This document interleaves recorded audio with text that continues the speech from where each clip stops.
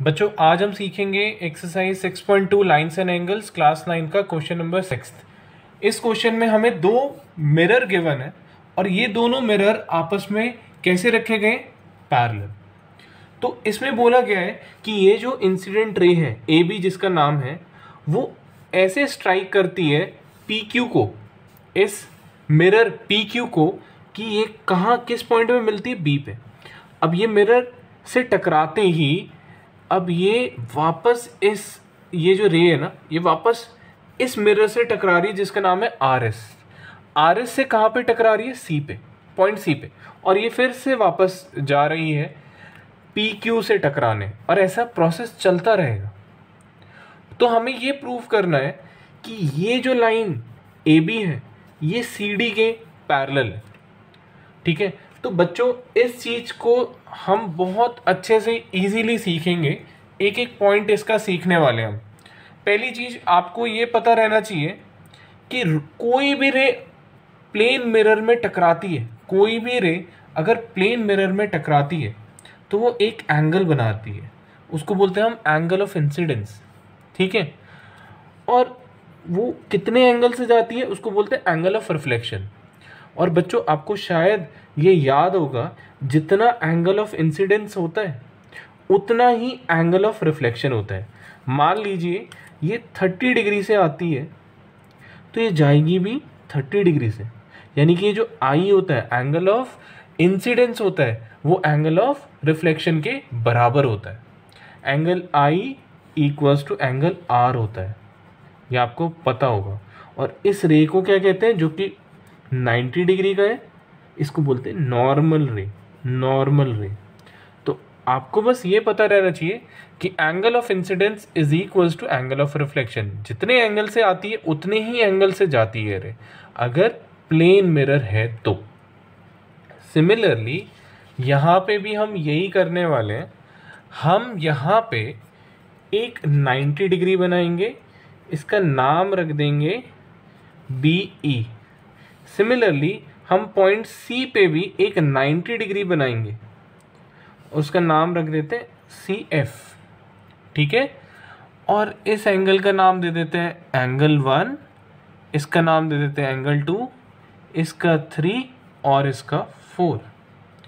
तो जैसे अभी मैंने बताया कि angle of incidence is equals to angle of reflection plane mirror के केस में होता है। सिमिलरली अगर आप देख सकते हो, मैं यहाँ पे बोल रहा हूँ कि ये जो बी ई है ना, ये जो बी ई है, ये वाली जो लाइन है वो इस वाली लाइन से पैरेलल है। अगर आप ध्यान से देखो तो ये इस वाली लाइन से पैरेलल है, यानी कि B E is parallel to C F. ये बात आपको समझ आ गई, B E is parallel to C F. दूसरी चीज़ आपको जो समझनी है वो ये है कि एंगल 1 एंगल 2 के बराबर है। क्यों? क्योंकि आप यहाँ पे लिख देना angle I equals to angle R, angle of incidence equals to angle of reflection. आप यहाँ पे रीज़न लिख देना। दूसरी चीज़, एंगल 3 भी एंगल 4 के बराबर है बच्चों।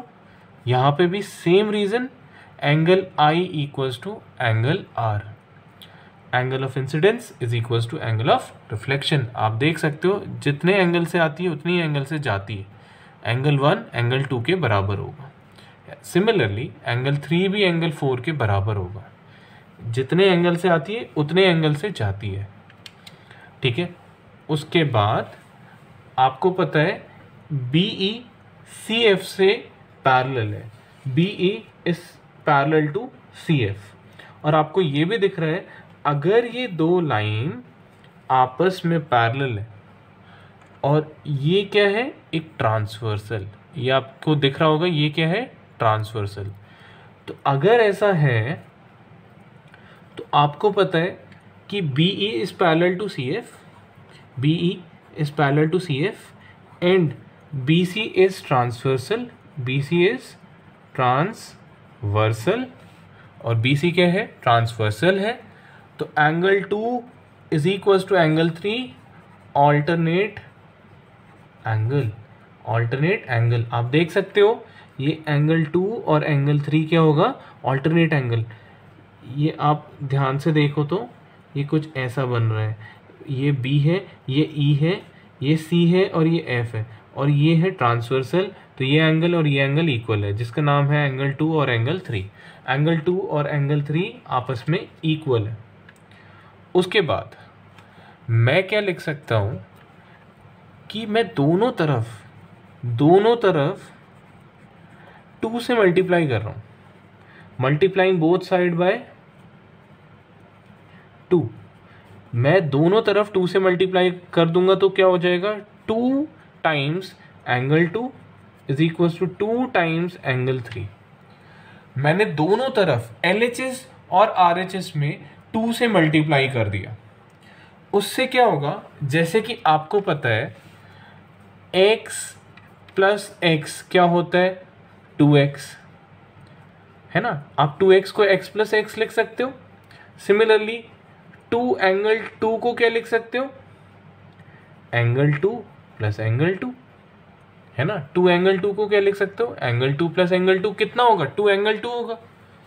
तो आप यहाँ लिख सकते हो एंगल 2 प्लस एंगल 2। 2 एंगल 2 को मैंने क्या लिख दिया, एंगल 2 प्लस एंगल 2। सिमिलरली जैसे मान लो y प्लस वाई कितना होता है, 2y।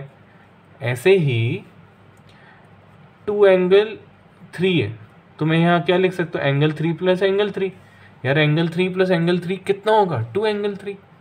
तो आप 2 एंगल 3 को क्या लिख सकते हो, एंगल 3 प्लस एंगल 3। अब आपको पता है एंगल 2 किसके बराबर था, 1 के। आप यहाँ इस एंगल 2 की जगह लिख सकते हो एंगल 1।